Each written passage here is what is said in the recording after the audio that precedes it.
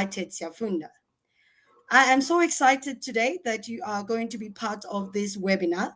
So over the past 4 years, our organization has been dedicated to bridging the gap between those who have access to technology and those who do not. Our mission is to empower minds and bridge futures. So one of the most inspiring observations on the ground has been the enthusiasm for African educators when exposed to AI, coding, robotics, and AI tools. Their excitement is evident, but there's a significant challenge that still remains: the lack of foundational skills to engage with these technologies. The key obstacle is not just learning how to use AI tools, but adapting to computing itself and developing the confidence to share this knowledge with the learners. The release of the South Africa's coding and robotics curriculum is a very promising step. However, the reality is that many schools still lack the infrastructure and the resources necessary to implement it effectively. This stark contrast highlights how far we are from meeting global education standards in technology integration. With that being said, we've introduced the AI webinars simply for information sharing, so that all our educators all around Africa and in the world can engage on exciting topics that will allow us to unpack a whole lot of technology tools, AI, and everything else. With that being said, we have our very own dedicated moderator for today, who is going to be able to lead the session. Please allow me to welcome Karen Rolster to be able to engage, and I hope you will enjoy the webinar. Karen, welcome, Karen, and over to you. So, hi, everybody. There are three of us this evening who are going to have this discussion, and hopefully Keke will kick in at times as well. So thank you for joining us. So I'd like Graham and David to introduce themselves and tell us a little bit about their aspects. So from my point of view, I work with schools on educational change. And from an AI point of view, I look at how do we use AI within the schools from a teacher point of view. How do we look at it from an ethics and a responsible point of view? And how do we create policies around that within schools to really think about how do we become responsible AI digital citizens? Graham, over to you. Good evening. So my name's Graham Hastings. I'm still a full-time teacher after many years teaching computer science. Recently, I've joined a charity called Teach the Teacher, and we're providing, I suppose, free consultancy in Africa to help them to make use of technologies such as Starlink and cloud computing to level up education with that I experience in my school and schools in the sort of the wealthy global north. So we've been working in some of the poorer countries like the Gambia. Out of that work, I got invited to join with United Siafunda to look at how to implement coding and robotics in South Africa. And so that's another thing I'm working on. But AI has hit us like a bolt from the blue. Schools are struggling to work out how to handle AI, because whether they like it or not, the pupils will use it. So we've got to deal with it. That's true. That's true. Thanks, Graham. David, over to you. Hi there, everyone. I'm down here in Cape Town, so same Middle Earth time zone as Graham, but the other side of the equation. I came from the other side. I came deeply from the technology side, 20 years as a technologist, and then I've been growing into the charitable side, starting code clubs. So for the last 12, 13 years, I've been helping to start code clubs with young people aged 7 to 17 and seeing how we can embrace technology for them. Today, we've got over 250 clubs that we help support here in the Western Cape and the Eastern Cape. And those clubs then in turn are helping to support the teachers that are trying to do this curriculum work that Keke mentioned. Yeah, so it's a super interesting place to be in. AI is really cool. We had over 100 projects coming into the global showcase that young people were using AI in Coolest projects. That's out of a few thousand. I think it was about 5,000 projects. So still a small number of them explicitly used AI. But yeah, it's really exciting. And I think it's a bit of a leapfrog technology like mobile phones, because it's really accessible. And that's what's really exciting to me about it, is you don't need complicated setups to use AI. So we're going to look at 3 main questions this evening. And if you've got input that you want to put in or pop questions in, please do so. Then we'll elaborate or try and share on those if we can address them. So the first question that we're going to look at is,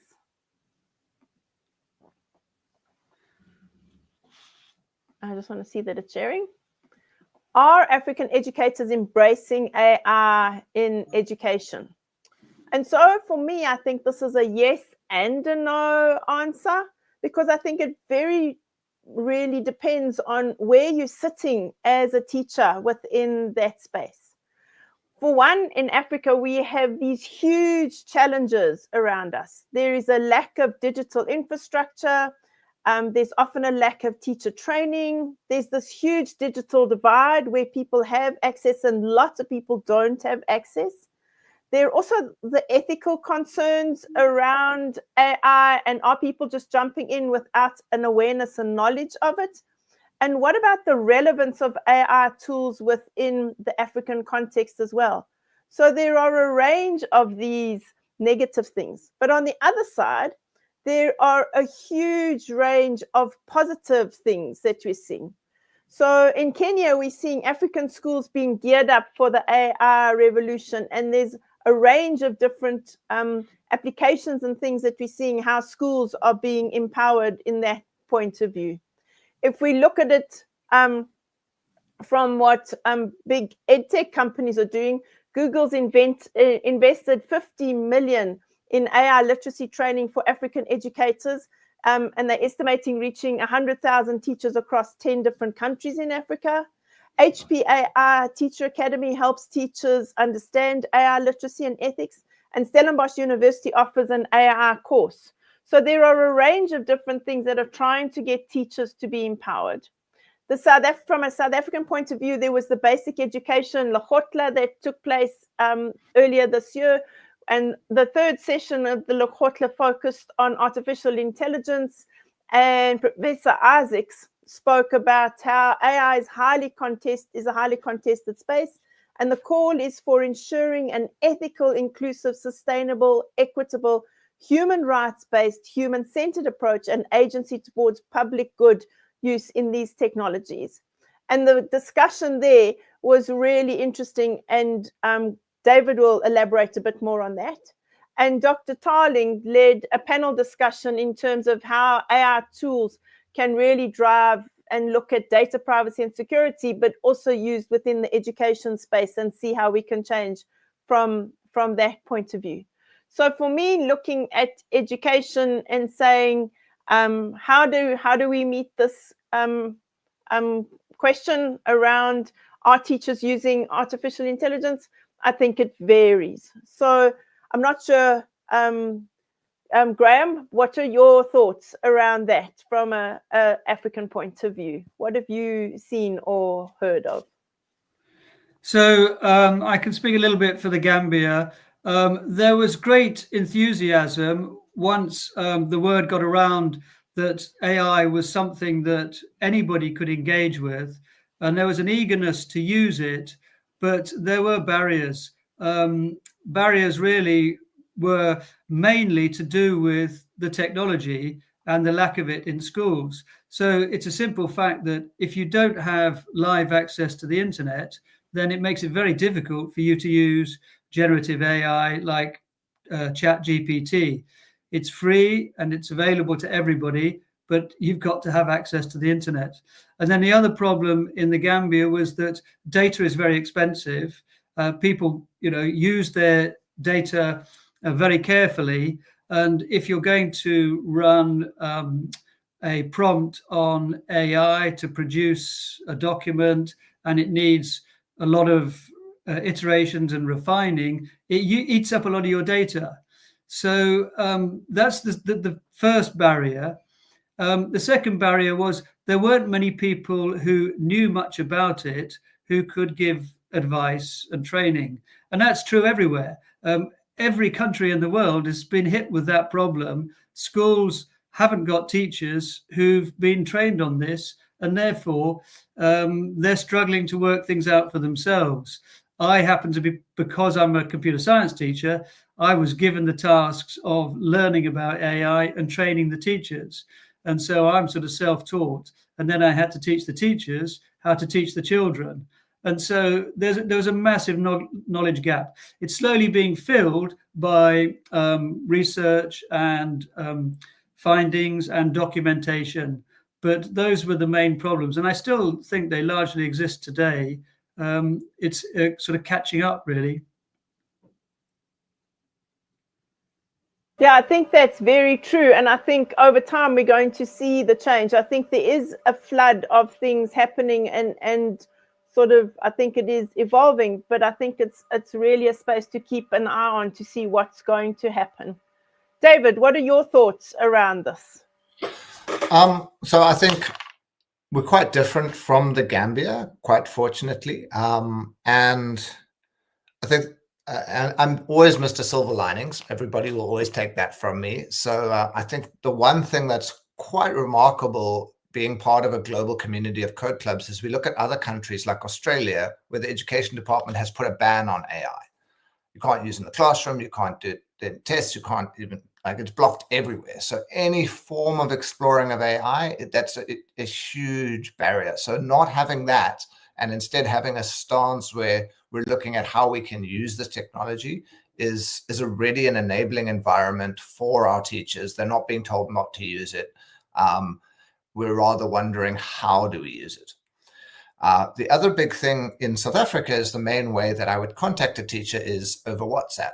It's better than email. It's better than anything else. And so from an access point of view, I've got a good confidence that most teachers have access to WhatsApp, at least at some points in the day, which from being able to use AI point of view, we can use Meta's AI for free with a WhatsApp phone. And if we know how to WhatsApp to chat to a friend, we know how to WhatsApp to talk to an LLM. And I think that's the amazing thing about this technology is it's a great leap forward in human-computer interaction. Graham and I are both computer scientists, and we've gone through the painful process in the 80s of learning how to deal with a computer, learning how to talk to a computer. Now you just open it up and you say hi, and it's like, hello, what would you like to do today? And no one had to script that menu. It can really engage with us. So that fascinates me. And are African educators using it is the question. Definitely yes is the answer. The question is how many. I don't think we've got a really good baseline of how much usage it's having.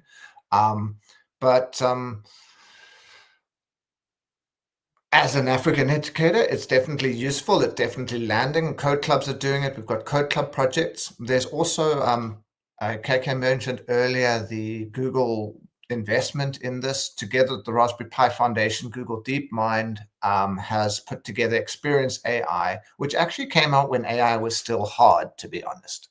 So this was before LLMs had exploded, when AI was image recognition, when AI was starting with language models. And there are a set of videos that educators are already using in our context, and that's rolling out with partners. Also, there's sponsorship going out to actually get partners to train educators how to use those 6 classroom modules into the classroom, which really get us into how does AI really work, which I think is the important thing from a learner perspective, enabling them to use the technology, is when you laugh at it and you see how wrong it is when you try to train it what a tomato or an orange or banana is, because I haven't trained it with that data, we start to realize that it's not magic. And we stop anthropomorphizing it, believing it as smart as a human. It's the same old garbage in, garbage out problem, which points to the problem you spoke about bias. What garbage is in there and what comes out? So I think that's interesting. I mean, Most people that I engage with in the Code Club context are further along on the technology adoption lifecycle. Most of them have, as educators, used and experimented with AI in some way. So that's kind of the answer to that question for me. And a recent survey in the UK, I think the Raspberry Pi Foundation just was sharing research on a recent call. I think it was 67% of young people felt confident in using AI to do things. You know, they mentioned having successfully used an AI technology. There was a comment about AI being intimidating, and I think it's scary when we haven't used it, but when we play, it becomes interesting. And I think that's the thing. How do we play with the AI and make it safe? And play is the core thing. Graham's raising a hand there. Yeah, Graham, what are your thoughts? You muted, sorry. One of the things that schools need to understand about AI is that there are 3 strands to the use of AI in schools, and they need to be separated out and dealt with individually. So there's AI for teacher admin. So this is teachers using AI to help them to lesson plan, prepare schemes of work, mark work, etc., write reports. Then there's AI literacy. So this is children learning how to use AI for learning. So learning across the curriculum using AI. And the third strand is the strand that I would teach, but doesn't have to be just computer science teachers, but it's teaching about AI. So how it works, the sort of nuts and bolts of AI. But within that, you would also be teaching about ethics, responsible use, etc. And that can be shared out across the curriculum amongst other subjects. So if you're talking about, the ethics of using images to produce artwork, that would be something that the art teacher would be best to educate the children about. And so that sort of thing can be spread across the curriculum. But AI is not just one thing, it's several things. And in the education context, most people would tend to divide it into those 3 strands and deal with them individually. I agree with you. And I think that's really where we should be at. So I just want to share another slide quickly. So for me, an interesting thing that I learned about this week too was looking at what Burkina Faso is doing. So how they are actually looking at empowering their teachers, but across the board, first in digital skills and then going into AI. And I think that's sort of the kind of thing here where we've got teachers who are really afraid of artificial intelligence. They themselves, as David was saying, haven't played. And I think we should be playing with the technology, and it should be all teachers, not just teachers who can see. So for example, the inclusion in Burkina Faso was really focused on how do we include all our teachers into the space, with this really amazing photo from the UNESCO report talking about or showing the teachers who are blind. And I think that's what we really need to say, is how do we include everybody and remove the fear? Because I think lots of the tech kind of things around us happen because of fear. And so how do we take away that fear and show them, hey, play with us, have a look, see how it can help you, and start with the little things within that space. KK, what would you like to add? I think it's a very important point, and it's good what Burkina Faso is doing, really. My main issue is on the adoption of this AI technology, and I'm coming from a perspective of working with educators on the ground. We've got different types of educators. I'm going to talk about the BBT, maybe born before technology.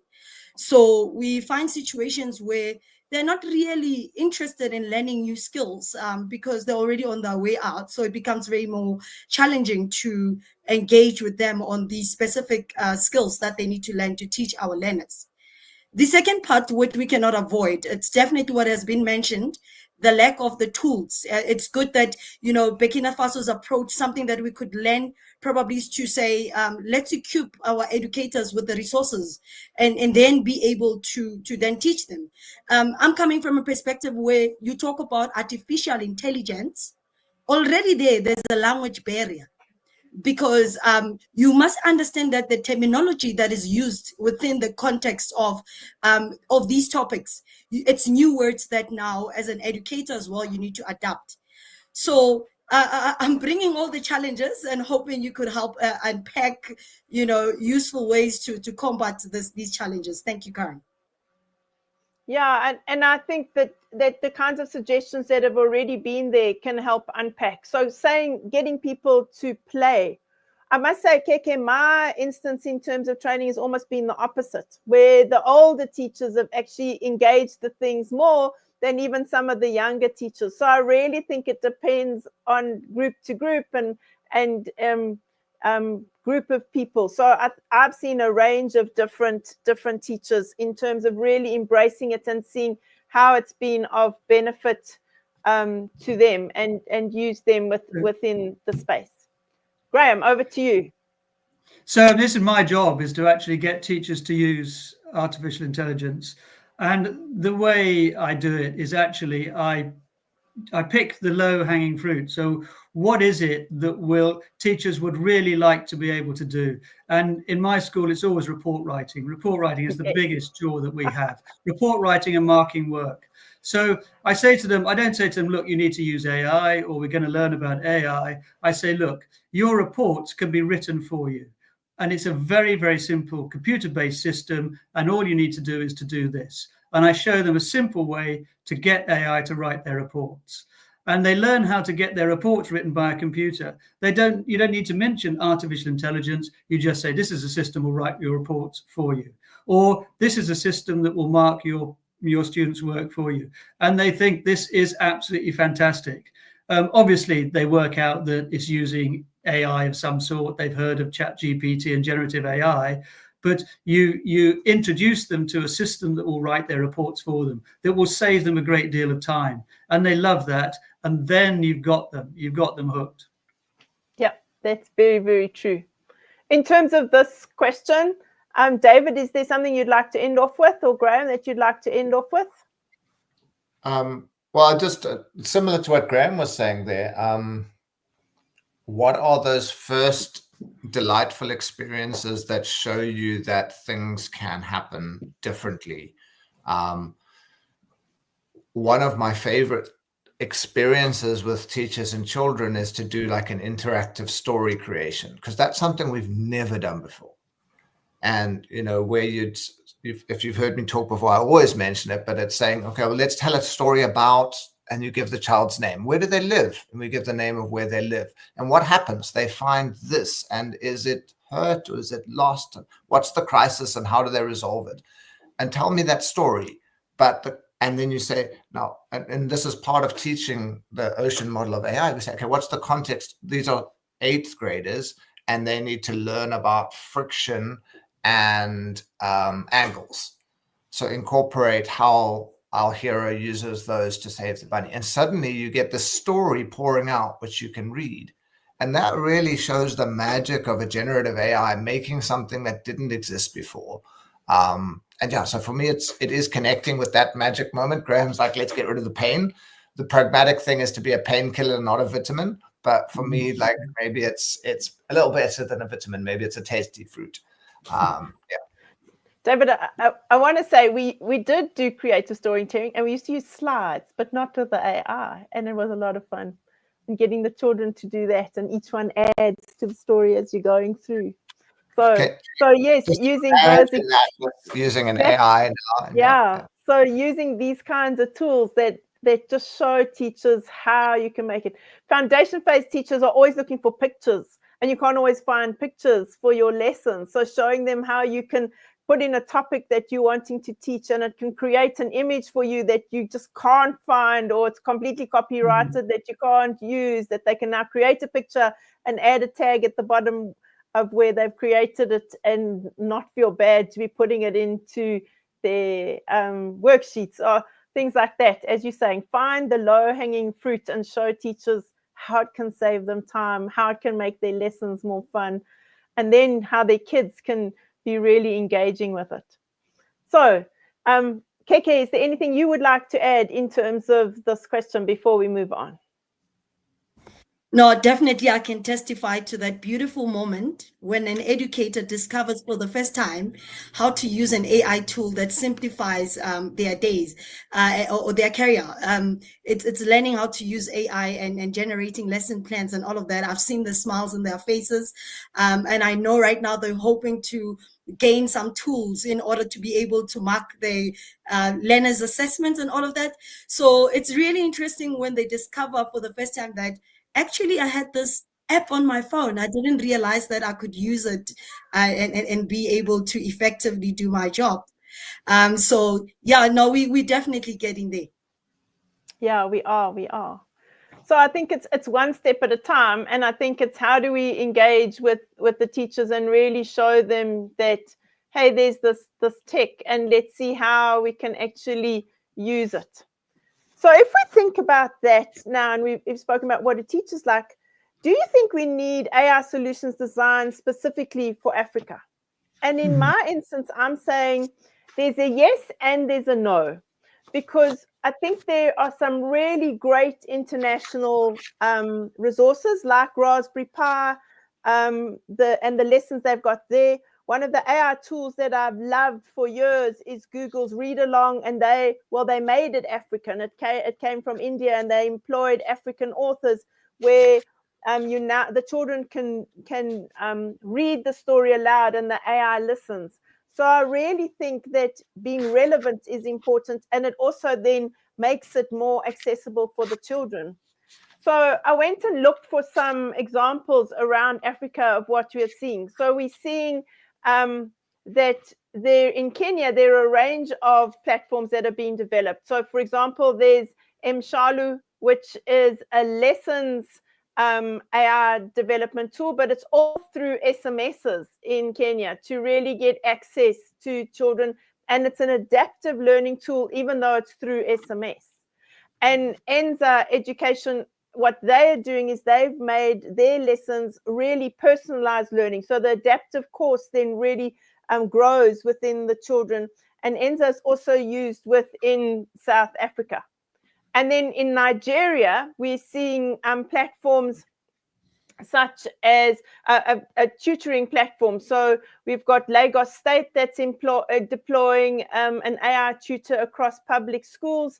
And these kinds of things are also being used to really show how artificial intelligence isn't just staying in the corporate space, but how it's working within our spaces. Then from a South African point of view, we've got a few. So Amira is from the Chase Education Solutions, and they've developed a tool which is similar to, I suppose, what Read Along is, also where the children speak and listen, and they then develop the resources. Zaro has got an AI platform where they teach a range of different skills, including artificial intelligence, but upskilling young people in all sorts of digital tools. And then the Fundamet looks at a startup where what they're doing there is they're actually using WhatsApp to teach children and help the education gaps. And then one of my favorites is Marking AI, which is a South African product, which actually then where teachers go in and create their assessments, upload it, and it marks even handwritten work. So the teachers can actually submit the handwritten submissions of the students, and it will mark it. And it's designed not so much for maths and science, but it's designed for the subjects where teachers have got real huge marking loads. So for languages and for history and for geography, where you're marking essays and things, it's designed to mark those kinds of resources. So for me, those are some examples. And then I was assuming David was going to speak about all the other ones that he's involved in, so I didn't put them in. But there are some really great African resources that I think that we really need to be saying, yes, we do need African, but I think we need to embrace what's around the globe and see what fits best for us, because I think we should always make choices within that space. So David, over to you. Cool. I mean, there is a lot of ground to cover. I think that, like Graham earlier unwound some of the strands. I think the first part is to think that there's two parts to what an AI solution is. There's effectively the engine, and then there's how we train it and what we put on the front. So there's like the model and the experience of it, and then there's the core engine. This astounding thing is that when you use something like Meta's AI or ChatGPT, you're getting like billions of dollars of technology research for free because there's currently a race to get market share, to get more people to use it, to be the leading tool. So at the moment, we're in a really fun place where you can use all of this stuff for low cost or no cost. That's not going to last forever. And that's, I think, one of the big challenges is people building business models on the basis that, oh, I can get this service and use that API. Once there's the lock-in, we've seen that in all of the other technology cycles, then the profit taking starts. And so many of these tools are being built in the open. And at the moment, using the engines that exist is pragmatic to learn about it. When we think about what it would mean to be independent of a mega corporate's infrastructure, that's an interesting and challenging question. But luckily, the answer is not too hard. One can take, so in offline classrooms, you can take a something as small as a Raspberry Pi 5 computer, run Ollama on it, and have a chat model that you can talk to with no internet connection. Yeah. And that's quite surprising to most people because we assume you have to have these massive servers and people talk about how much energy is used. But you can actually run it offline on a model that you can host yourself, you can talk to it. It's not as fast, it doesn't have all the plugins, but it has freedom. So I think that's important on the one hand. And then in terms of the engine side, being able to make sure we keep that free and unencumbered. The other side is looking at the training and the user interfaces. So I think this is where some of the examples that were given, like here is an AI. We maybe haven't made an AI, we've made a model, we've trained a model, we've given it a context, and we've given a different user interface to make it locally relevant, which is great. You mentioned Nigerian Tutoring, our commercial software company I'm involved in has helped build some of those a few years ago. They're quite cool. And then Lalapa AI and the Masakani community are doing the other really hard work, which is building a corpus of African languages for natural language programming, natural language translation. And those ultimately are going to create a world in which one can communicate in the mother tongue with that level of fluency, which I think also, especially for our younger learners, is super important. But for older people, my age, Graham's age included, even if we're technologists, I've done work translating Python's turtle into Xhosa isiZulu. There's something amazing about importing fudo instead of turtle and making it Ampili Ekuhlu, and that I've spoken to a computer and it's responded in the language of my own. And isiXhosa, you'd say, we don't have to speak isiNgesi to be smart, right? isiNgesi is this language of the English. We don't have to be English to be smart. And there's this process of realizing that this is actually relevant to me and this can actually make sense. And that's also one of the things that I think was really, really hard before, and AI makes it a lot easier. At the moment, we don't see it with languages, but we can see it with cultural references. I talked earlier, where was the little person on their adventure? They could be in a South African city. So we're not reading books about children exploring London, which is most of the books. They can be local. And the next part is putting their context in. What sort of music do you like? how much more does a young person come alive when I saw a comment by Jude on the side there, Romeo and Juliet, right? When I do Scratch, I love to say to the English educators, make Romeo and Juliet on the balcony. Jude's talking about the fact that Romeo can ask Juliet what it was like. The first time you prompt that, you might get responses in Shakespearean English. You could say, hey, how about translating that to Taylor Swift lyrics? And now suddenly the whole context and accessibility is super interesting. And have Eminem talking to Taylor Swift, just see what's happening, bring it in. Those examples are maybe even too old for our generation, but like what would be interesting? How do we bring it locally relevant? Is already visible there as the corpus starts to include more relevant African examples. The concept of trying to translate a physics textbook to not be Eurocentric was really hard, but the thoughts of doing that with large language models is a lot more tractable. So I think it's a big space. There's lots of work to do. We need to stay vigilant, but I'm very positive. And the core model is mathematical. So one doesn't need to go and spend billions rebuilding those core models. They're mathematical and open source, and that's universal language. So I think that's it for me. Yeah. Bit of a soapbox. I saw a brilliant tool, which I think is really great. It's an American developed tool. It's called Boodlebox, but it's an AI tool which they've actually developed for collaboration and translation. So the young man in the US is actually helping startups in Johannesburg and in Kenya, but then he speaks in English and it translates it into Zulu or into Sotho. So everybody's speaking in their own languages, and then you've got the translation of coming through. So the AI is pulling up the languages, learning more from about the languages as people are speaking them.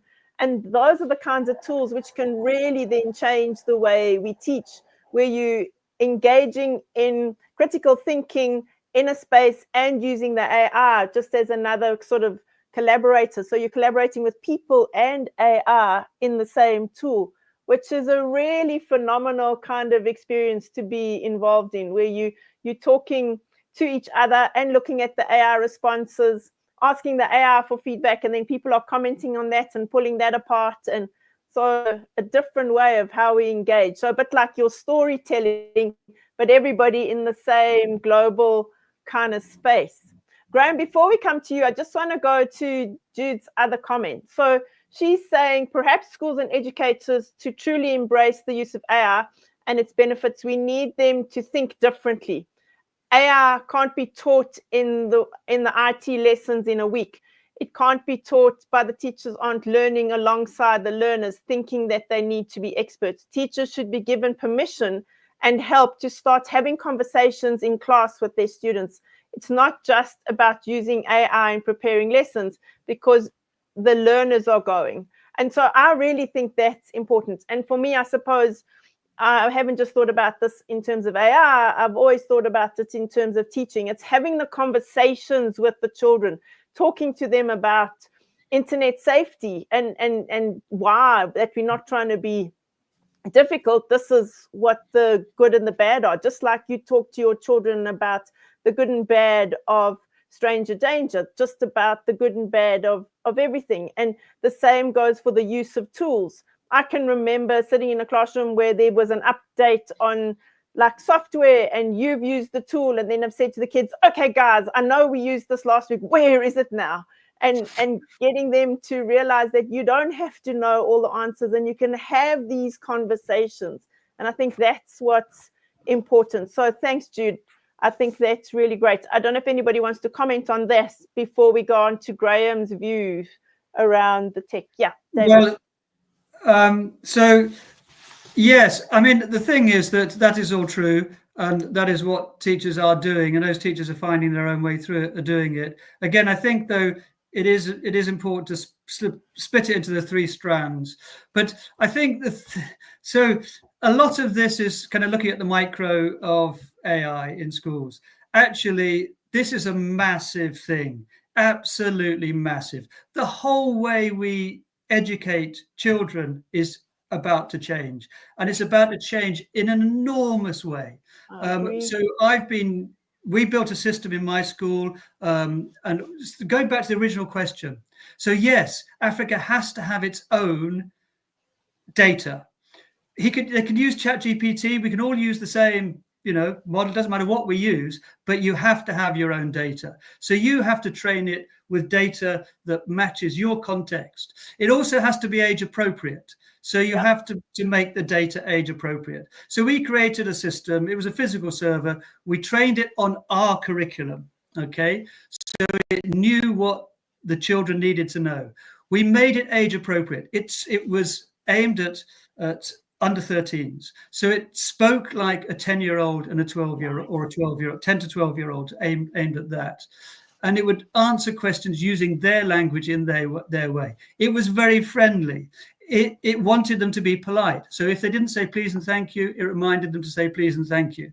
So it's the data that's really important, making it age appropriate, school appropriate. But this is a job for governments. So the Department for Education in the UK, they understand, that's just dawning on them, that they are going to have to spend a vast amount of money because they have to produce AI system appropriate for UK schools. It has to have the UK national curriculum in it. It has to know that. It has to know the age of the children. It has to warn the children when they're doing something that's not safe. It has to be, completely child-friendly, but also child-safe. It has to take care of data. It has to know about the general data protection legislation, all these things. It has to do all that. Now, governments are going to be spending a great deal of money producing these things so that teachers aren't going to have to buy things, schools aren't going to have to buy things. It is so important and so vital to education that it's the job of governments. Now, I don't know where the government in South Africa are along this journey. I've just seen a paper here that the Department for Education in the UK have just invested £3 million on, which is not very much, it's peanuts, but on a pilot to get some training of a system for use in UK schools. But yes, I mean, you cannot overstate how schools and schooling is about to change, and it will change very quickly in the next 3 to 5 years, because my pupils are already doing it and they're demanding it. So we can't deny it because they're going to do it anyway. Yeah, so I agree with you completely there, and I think as teachers we've got to think differently in terms of how we're teaching, extremely differently. And I suppose what we are seeing here in South Africa is teachers moaning because children are using artificial intelligence for assignments and they're accepting them. So some schools are banning it, and some schools are sort of saying, what's the issue in terms of how do we change? And I think we've really got to think very differently, and we've got to teach children to be analytical and critical in terms of how they address this. We've got to teach the children to think. If we look at lots of our assessments, we're still on the knowledge and recall band. And for years, we've been saying we've got to get up into higher order thinking. Yeah, yes. And it's saying now we've really got to, because the AI is doing that. David, sorry, you popped up your hand. Well, no, it's just to emphasize that. In my school, I am seeing, this is absolutely fact, I am seeing work that was set by AI, which was then done by AI, which was then marked by AI. And those marks were then recorded on school reports and sent home to parents. Nobody had done anything except the AI. Literally, some teacher had got the AI to write an assessment. They'd given it to the pupils. The pupils had given it to AI to do the assessment. They'd given it back to the teachers. The teachers had used AI to mark it, and they put a grade on a mark book. And that's where we are. It's incredible. It's astonishing, but that's where education is at the moment. And for me, I suppose my fear, so not looking at the silver lining, David, the opposite, is saying, if we don't change the way we think, are we going to end up with our children thinking we can just talk to the AI will give us, we won't even have to read. So will we be saying children won't be reading? Will we be saying children won't be thinking analytically? They'll just trust these AI tools for what the answer is. So we've got to be teaching them how to be analytical. We've got to be getting them to question, getting them to validate. So we have to change the way we teach. Yes. And really think about that, really from a concrete point of view, both online and offline. How are we teaching differently? So David, you've put up your hand twice and we've closed yours. No. Sorry. You guys will definitely be covering the points anyway. I'm just getting excited. I think it's something new. And I think the best part about something new, it's not the first time we've had something new.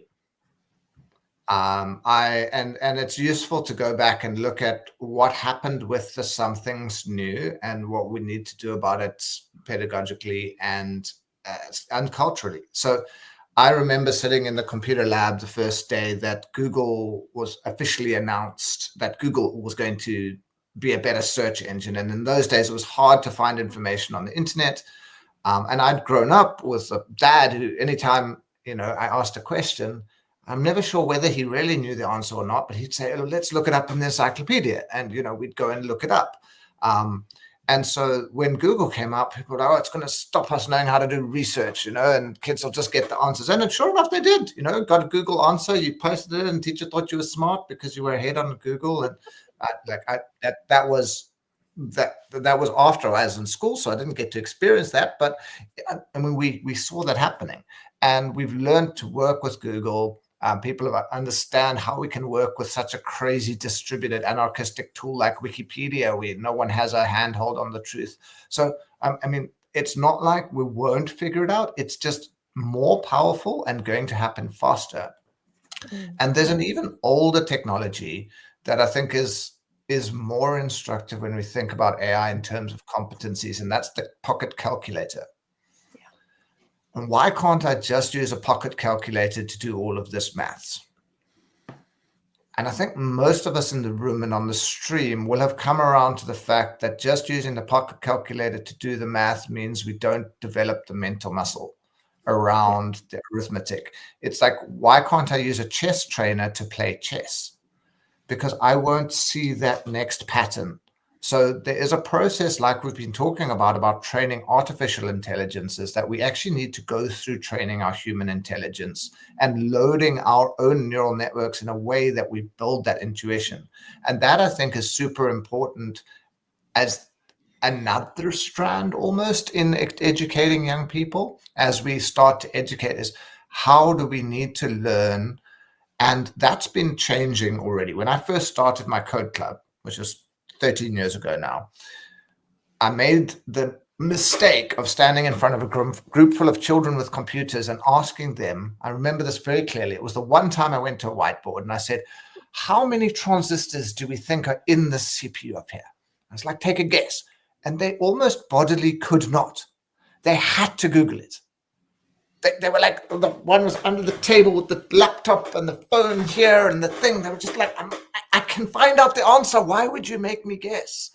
And realizing that there's this different pathway to hearing a question, going and collecting answers, which are then different, being critical about them, and then making up your mind through using what in the 90s we would say maybe we'll be able to extend our prefrontal cortex into the internet, and it'll come up with answers and then we'll feed that back into our brain. Well, that's what we're seeing happening, and now we need to learn how to use it. That's challenging and fascinating, but it very much is like, why can't I use an AI to come up with the structure for my speech? Because then I'm not building my own competencies. So we get to these competency and capability-based models that we need to start thinking about. Companies like OpenEdX have been doing that in the adult education space for a while, moving from number of hours spent and things put into capability-based assessments. And how do we assess in a way that looks at that and also looks at using the tools? That's a really going to be a new and hard space.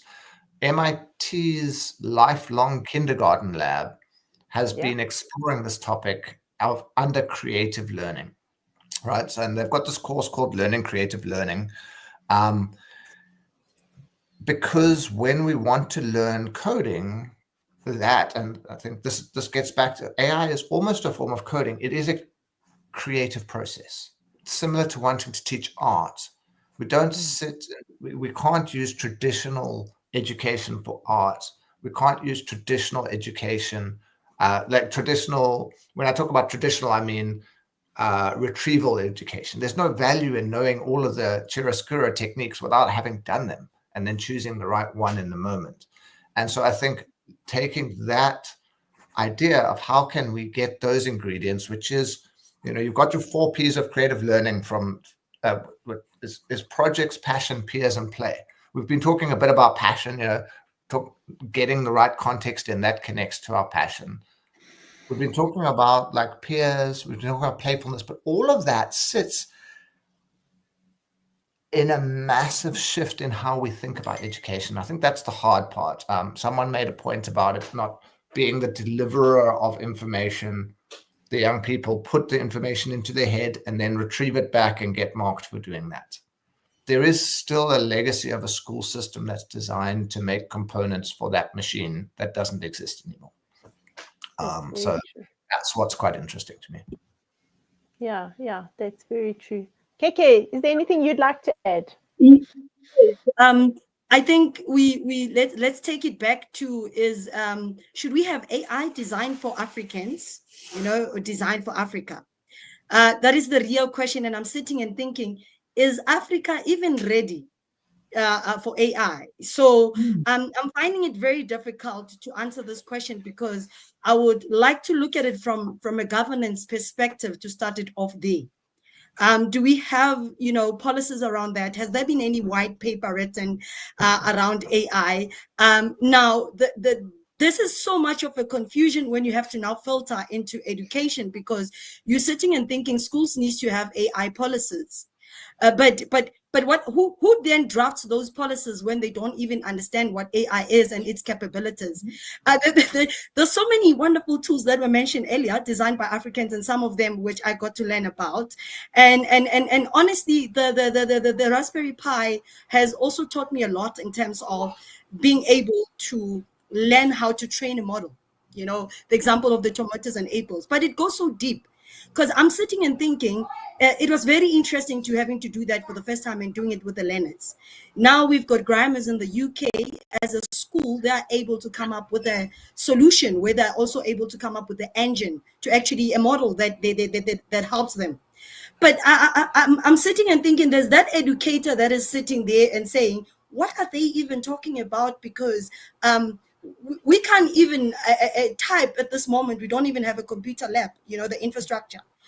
Where there has been information and there's been skills which has been transferred, now we've got a costing issue. Like you talk about the opening AI. So now I'm coming from a perspective of young innovators or innovators that come up with these solutions. You would find that most that have these skills, they commercialize, and they're very rare to find because now it's an opportunity to make money. David touched on that earlier on to say he could predict more or less what could happen when they close up the OpenAI app, and now we all need to pay for those solutions. So it's to monetize. I've got a very wonderful app, Nubian Smarts, that we've been using, and it's a clear example of an app that crashed, and now you have to find developers that could help develop a new solution, and it's costing a lot.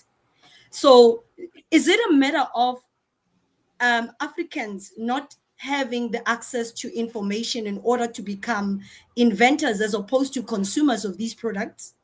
Or is it a matter of Africa as a whole, there's limited infrastructure because even our hosting, it goes somewhere else?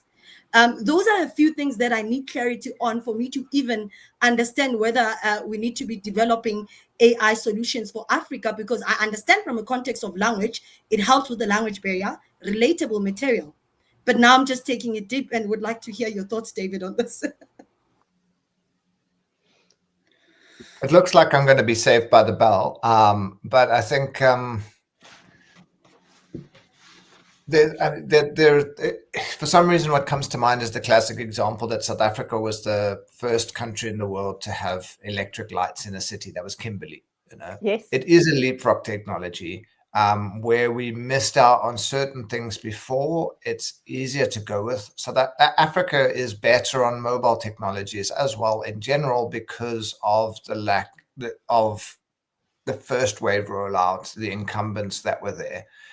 And AI is a phenomenally, and if it's in particular LLMs, because that's really what we talk about when we talk about AI, but I like to be specific. So the chat-based interface with a computer that understands context is a huge improvement in human-computer interface. It makes it a lot easier to interact with the computer and to get things done. And when we see the new things coming out with MCP, where Model Context Protocol, that can actually better allow our AI to make changes in the digital and then physical world, I think that's going to be something to take advantage of, that almost levels the playing field. You asked about where the infrastructure is hosted and how that goes. Look, I think that's going to be a question of going forwards.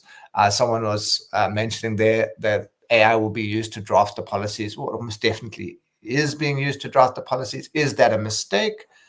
I don't know.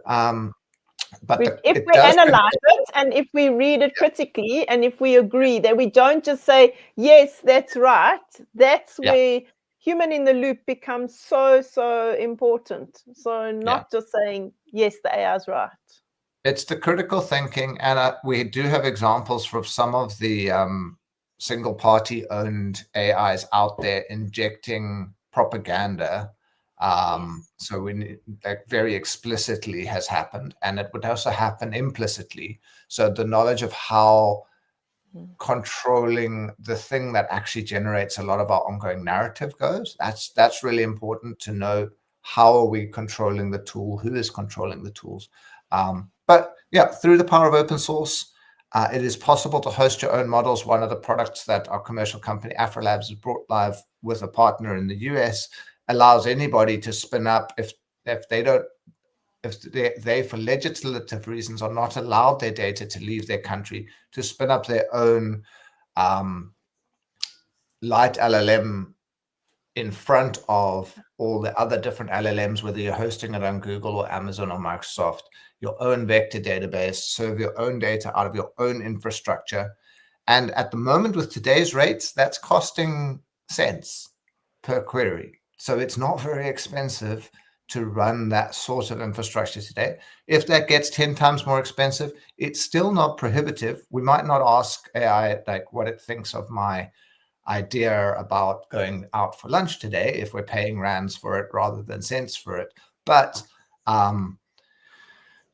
the genie's out of the bottle there, and how do we actually use it is the question. So, Keke, in terms of what you've said, from a South African point of view, we do have a draft policy framework in terms of AI, and there have been a range of round tables around it. So from a government point of view, they are looking at it from a digital communications and technologies point of view.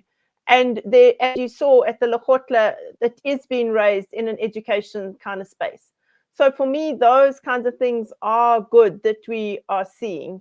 And issues like infrastructure and those things will have to be improved. We know that schools supposedly have connectivity in their schools, but it's this trickle feed that generally just goes to an admin block.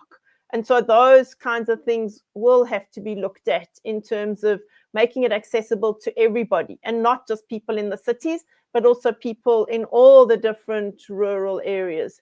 And so these are big questions, and I think they do need to be asked. But and I think that in the long term, these will have to be addressed if we're saying we're making it equitable and fair for everybody. I don't know if anybody else wants to say anything along this question, or if we should move on. Does anybody want to close? Graham, did you want to say something? Yeah, just to say really that I think that the role of the school will change dramatically. I don't think that the schools will be where you necessarily go for an academic education.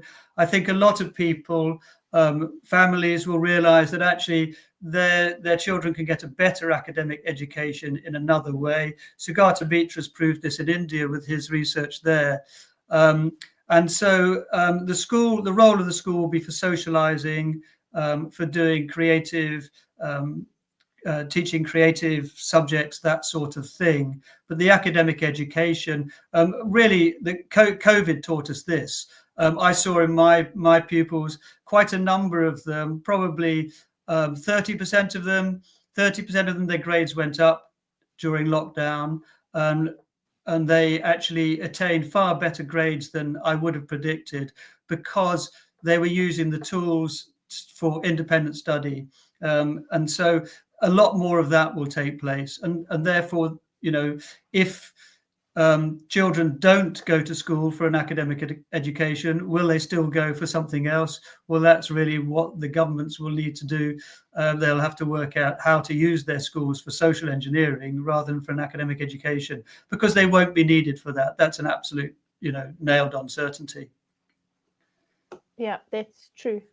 So I'm going to then let's start looking at the third and the last question within this chat. So if we then look at South Africa's coding and robotics curriculum, is it keeping pace with global standards? And for me, this is an interesting question in terms of, well, we haven't even really started. The curriculum was only published last year, and we haven't actually officially begun it in any of our grades. So yes, schools are piloting it, schools are doing it if they've been doing it in the past, but actually the curriculum itself, we haven't actually started exploring at all. So for those of you who perhaps don't know, we have these 3 curricula. So we've got a foundation phase 1, an intermediate phase 1, and a senior phase 1. And within that, there are 3 main strands. There's coding and robotics and digital concepts. And all of it is based around how do we get children to think. So for me, the exciting thing with this curriculum are the 4 areas at the top where we're saying, how do we get children to communicate, to collaborate, to be creative, and to develop perseverance? Those are all skills that we've been speaking about tonight in terms of that we want our children to be able to do, and we want our children to be able to succeed in these because of the changing world. So for me, that's exciting. And that the whole curriculum is focused on problem solving. So when they're looking at coding, they looked at computational thinking skills like decomposition, pattern recognition, abstraction, and algorithm design. But for me, it's exciting to see the debugging, because that then talks to perseverance and to problem solving, that they've added that in as a skill as being important that children need to develop. And then looking at robotics from a design thinking point of view, and talking about inspiration and ideation and implementation, which are similar terms that you would find in the design thinking process. So getting children again to solve problems, and then looking at how do we use these tools responsibly and creating an awareness of these tools. So the digital concepts point of view is also important that it's been added. It's a tiny segment in most instances, but I think it's important that at least it's there and we're encouraging it within the space. And then looking at how do we develop logical and critical thinking, which then ties back to the top of the umbrella or of the house in terms of how do we get children to think, and the computational thinking ties in with the design thinking in terms of the pillars and how they've got these all meshed together. So if we think about the technologies within the space, in the draft curriculum, artificial intelligence was there within the senior phase. And there's a little bit of it in this senior phase 1 as well as other technologies like augmented reality and virtual reality. But the main focus of these curriculums are actually on coding and robotics and developing those skills. And in some ways, perhaps the senior phase 1 doesn't meet all the criteria because it's still just looking at Scratch-based and we're not doing much in terms of other languages. And the question is, should we be? Do we need to be? And so those are the kinds of things that we're seeing within our curriculum. And that's just a quick overview. So I'm not sure, Graham, if you'd like to begin with this. So I've been through this with a fine tooth comb. I've probably read almost every word of it. I don't suppose many other people have done that. It's good. So it's a good curriculum. And I was part of a working party that wrote the national curriculum, computing curriculum, that is now statutory in the UK. And this is very similar. So it's certainly up to the standard of the UK national curriculum for coding and robotics. We actually do it slightly differently, but the content is very good. It's very appropriate, and it's exactly what your school children and your students should be learning. It's not so much the curriculum, it's the pedagogy. It's the way the curriculum is taught. And with coding and robotics, the way to think of it is a bit like teaching science, biology, physics, chemistry. So you could teach biology, physics, and chemistry just purely and simply theoretically without any practical work. But that wouldn't be doing science. Just as if you teach coding and robotics without doing any practical work, you're not really teaching coding and robotics. You're just teaching the theory of it. You're not going to produce good engineers who've never touched a circuit or an electrical component. So that's the challenge, I think, for South Africa, is not the curriculum. The curriculum is good, but developing good resource materials for the teachers to help the teachers to teach it, because there's a big issue there with teachers who've not studied coding and robotics when they were school children, now having to teach it. And so that knowledge gap is enormous, and how you fill that with teacher training is a big question. And also, there are lots of resources for teaching this. I think look outside South Africa, because no point in reinventing the wheel and spending a lot of money getting people to produce textbooks, etc., when they already exist. And the thing is, because the curriculum is very similar to other curricula in other countries, the textbooks work just as well. I've written quite a number of textbooks that we use in the UK, and I know that they would work just as well with your national curriculum. But I think how you get the practical work into schools, I think Keke probably would have more to say on that than me, because that's her job. So I don't know. Over to Keke probably. Keke, do you want to comment, or do you want to go to David first? Well, I really want to hear from David first, and I'll comment last. Thank you, Karen.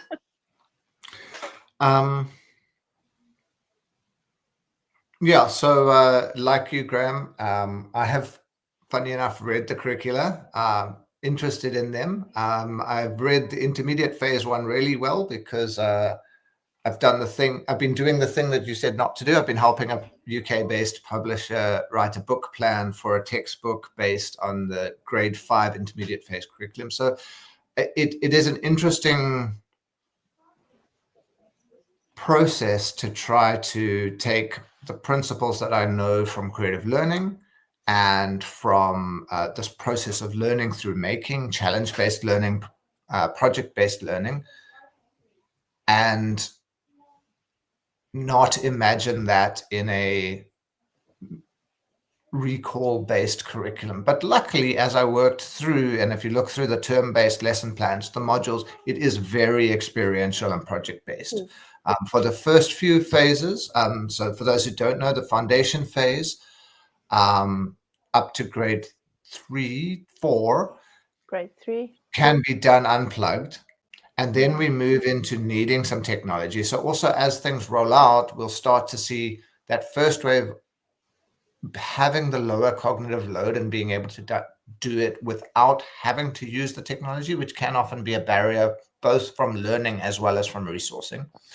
And then when it comes to the technology used, we're using Scratch and Microbit, which I think often gets overlooked because they're just free and there. But that's like walking into the best prepared learning environment in the world. Those environments are designed, all the edges have been taken off. It's like making sure the floor is great, the chalkboards are good, the chalk works, the projector, everything just works once you get into that learning environment. And that is quite amazing through the power of open source that we can do that. And I'd like to give a specific example from a school, Ngqele School, Mtombo Village in Alice. We were there doing Code Club training, and they had no internet.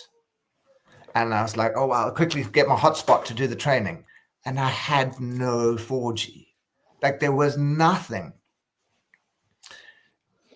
But because there's no paywall, there's no login, there's no account, for Scratch, we have Code Club on a stick. And you can take a flash drive and plug it in and double click and install Scratch on a computer in the classroom, and then get the PDF. So we've got our lesson plans in PDF, for the Code Club activities. And we opened up a PDF folder, opened a PDF, and had that computer running Scratch in that classroom. And the principal looked at this and said, how is this so simple? He was just astounded that it was so easy, because we have so many problems with technology, but actually, by taking this technology, which is open source, it's been designed to be used everywhere. It's a gift from the world to the world. That's amazing to me. And that's something that we have, and we haven't chosen to try to make our own coding platform or try to make our own microprocessor board with which to learn. So in terms of the choice of the technology and the way we're using them, that's amazing.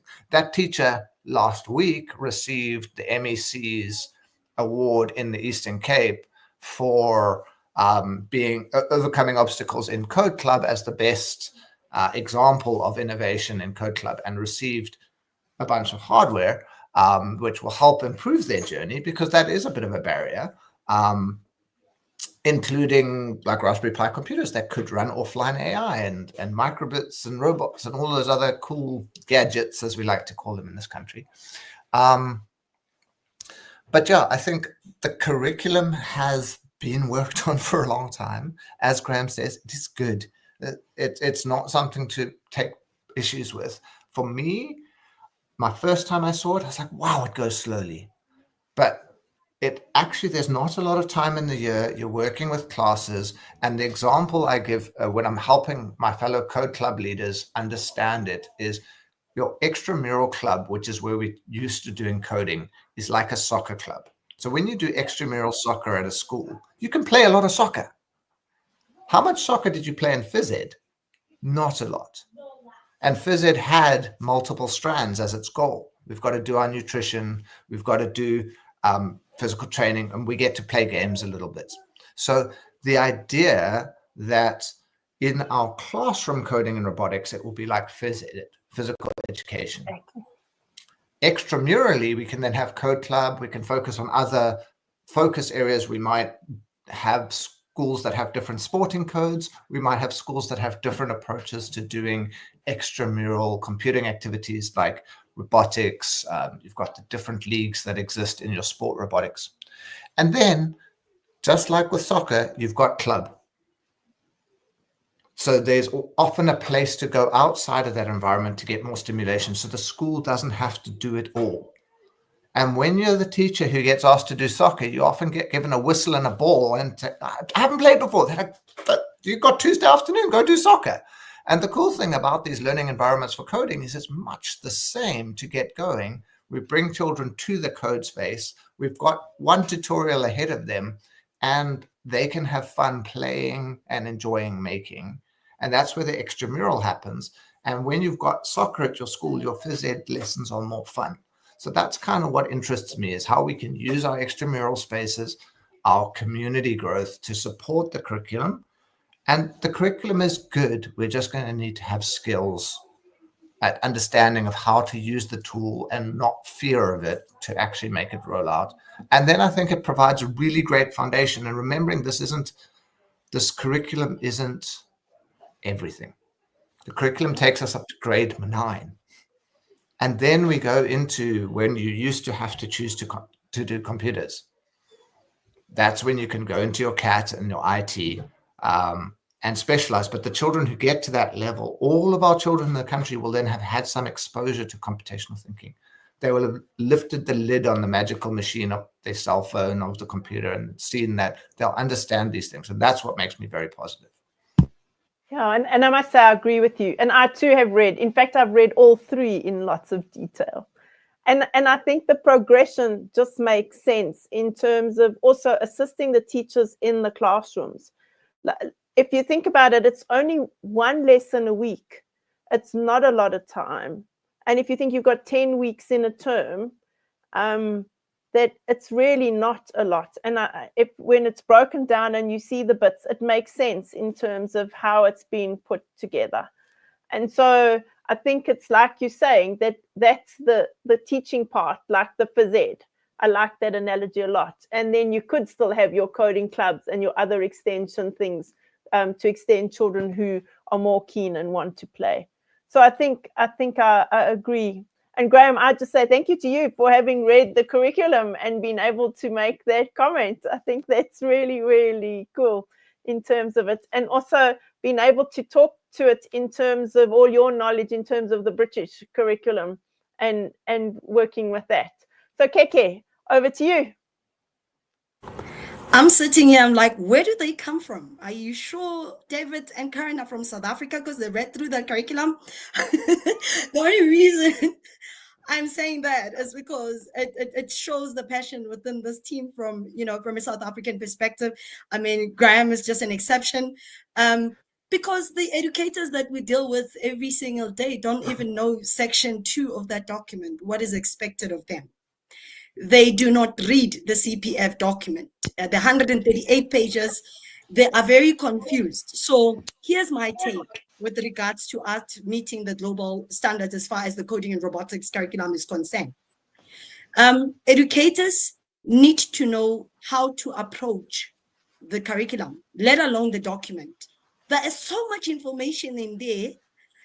If you're sitting and reading and you don't have prior experience, maybe having some digital concepts understanding, it's even difficult to understand the competences that the Department of Education requires. Now, Karen shows us a beautiful picture of a house that is explaining what this coding and robotics is. I mean, a house was not built in one day. And as you step into those little steps, as you enter to your house, you can see you need to develop the computational thinking and all of those to have the problem-solving skills. But then as you enter the door, it's digital skills. So meaning before I even get through to the window where we're seeing coding and robotics, I need to be a responsible digital citizen. Now I'm sitting and thinking, you even know the hours allocated. Most educators don't.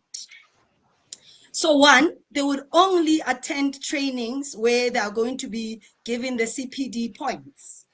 There's been lots of organizations that are offering free support and a whole lot of information that is out there. But because it's not in their interest to mark off those points, they don't even bother. So for me, it could be that the policy needs to be enforced, that each and every educator maybe needs to be assessed on this specific topic of coding and robotics. So they need to go back and be assessed so that we can try and arose the Two, I think that the most important thing at this point in time when we're faced with this is that we need to keep on having these engagements and being able to debate about it, because David and Karen, you're definitely not from South Africa. Because you the only people I know that have read through the entire document. We don't like reading in South Africa. We want everything to be given to us. When I host these workshops and I bring educators and I say, let's read. Now let's read and find ways to approach this. Only then they will start noticing what we're talking about. And when you do say to them, there will be an assessment, only few will attend your session. With that being said, we are far from reaching the global standards as far as the approach to the curriculum, but it's a great curriculum. So I just want to say thank you to everybody for putting in the input this evening and for sharing their ideas. I think we've we've explored a range of different topics across the board, and hopefully we've addressed the answers and given some thought in terms of to get people thinking around these things. We definitely don't know everything, but we're just willing to share how we feel and our passions and our points of view from where we're coming from. So as we end off, David and Graham, how would you like to end off your bits for this evening? I mean, listening to Keke talk there, Code Club is definitely my soul. I love code clubs and getting code clubs going. There is a SACE accredited course, 15 points. You can do it online. You can attend it to get your SACE points and get ready to run a code club, which I think is that great place to start playing and experimenting, whether it's with AI. There are AI pathways on the Raspberry Pi project site that is part of Code Club, or Scratch or Microbit or any other form of physical computing if you really want to go and raise the ceiling even higher. So I think that the thing is to start playing, find a code club, join a code club is the way I would do it. And AI is one of those forms of play. The things we've talked about tonight is many. And I think the other side is really to look at the fact that Karen and I are South African, and there are outstanding folks in South Africa doing great work to make this happen. I need to call out Ashrik Don, who's been making lesson plans with the department, sharing them out to individuals in the Department of Education in the Western Cape. And those will probably share and form the basis for shared lesson plans going forwards for other grades to say, you know, it takes us to do the work, but if we do the work, we can lead. There's a teacher who's made Mr. Roboto, Mr. Delport is his name, and there you can ask questions for how you could do coding and robotics lesson plans. And he's also South African, I'll have you know. And I think, you know, there are lots of fantastic people in this country, and we're going to do lots of things. There is a cycle. There are the early adopters, the early innovators, the early majority, the late majority, and the laggards. Let's not get put off by the laggards and the late majority. This is a really exciting field. And to those who probably in this call, you're really curious, you're here, you're in that early adopter space, we can really change the face of things. So I'm super excited about that. And yeah, our organization is here to help with Code Club, and through that extending into Microbit and Scratch. We're in South Africa, that's what we do. All of our things that we do are free and won't be charged for. I'll point you to open source tools until you're older than me and Graham. You'll never exhaust the tooling out there, the resources, the content. There's so much to do, so much to learn. It's an exciting time. And AI can help us navigate that. I think that's interesting. In preparing for today's call, I wanted to know if I would be telling a fib saying that the Meta AI could help me do this. So I pulled out my phone and I asked it, tell me stuff about Scratch. Tell me things about Microbit. What would I do with a Microbit in a lesson? Well, could you give me the code? And it gave me the blocks. It told me what those blocks would be. It helped me think about how to do it. I could ask it those questions. So I think that's where it comes full circle, and it's there to support me and help me use it. Check out Experience AI if you want lesson plans to bring it to the classroom. Again, it's there, it's free, and people are paying to help train educators in it. So keep your eye out for free training courses in Experience AI.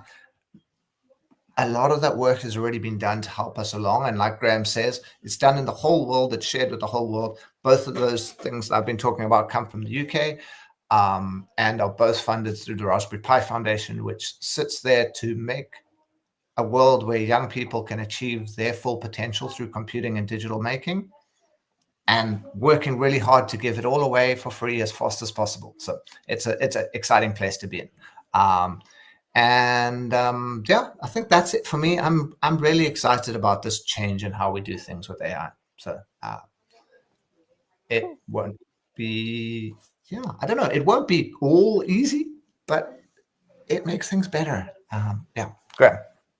Great. Yeah, so the one thing I would say is look up Sugata Mitra.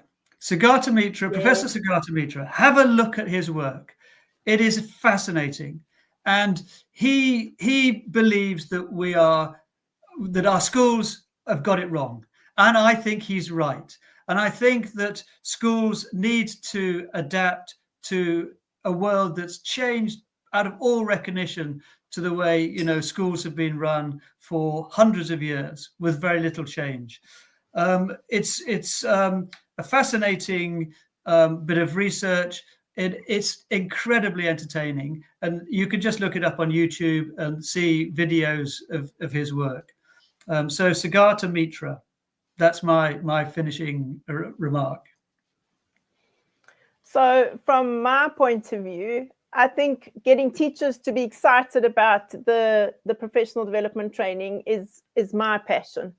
And I think that if we change a teacher, we change all the learners they ever come into contact with. And so that's been my passion for years now. And so I too have a range of SACE endorsed courses, from coding and robotics through to the robotics one alone is 15 points. Then there's the coding, which is 10, and so forth, and a range of AI ones. On top of that, it's just saying, how do we change the way we think? How do we use these free resources? How do we use resources that are around us? And how do we as teachers just begin to talk teaching up? How do we empower ourselves? We're in the classroom. We're in front of the teachers. We should be proud of that as teachers. I'm very proud to call myself a teacher. And so I think that's what we need to say is we control the narrative in our classrooms. We can get the children thinking differently just by who we are in our spaces. And so whether it's in the classroom or whether it's after school, it's saying, how do we make the difference in the lives of every child that we teach? So for me, I really think this AI I'm scared of it in some ways, but I also like it. And it's saying, how do we use it responsibly? How do we learn about it? How do we find the bits that are relevant to us and use it? So I don't develop tools like David does. I use the other side of the tools, and it's saying, how do we use these really effectively within our spaces? How do we find the low-hanging fruit to make and change the way we teach and get our children to be thinking differently? So Keke, over to you to end off this evening. I would like to take this opportunity to say what a privilege to be joined by the Doctor of Education, Dr. Karen, our technology guru, Mr. David, and our catalyst, Mr. Graham. Today, I hope everybody has learned a lot because really these sessions is to give you information and to share the knowledge as much as possible. I have learned a lot today, and I really appreciate you for all our speakers to make the time to educate us on these wonderful topics. We will be hosting free teacher training starting in July to help unpack the curriculum with some of the educators around the country. So watch out for that. It will all be online. We are hoping to reach more educators. And David, just to bring again the debate for our next topic, Western Cape, it's another country in South Africa, because all the people that you've mentioned that are doing amazing things, the Western Cape Education Department is doing very well. so maybe the whatever that you're doing there, you should bring it here in Gauteng. We can't wait to adapt to the code clubs as well. So from everyone that joined and sacrificed their time, the educators, we thank you so much for all your time, and we do believe that we will keep on learning from these webinars. Thank you so much. That's me from United Siyafunda. Thanks, everyone. We're going to end the session. Good night. Good night. Good night. Thanks all.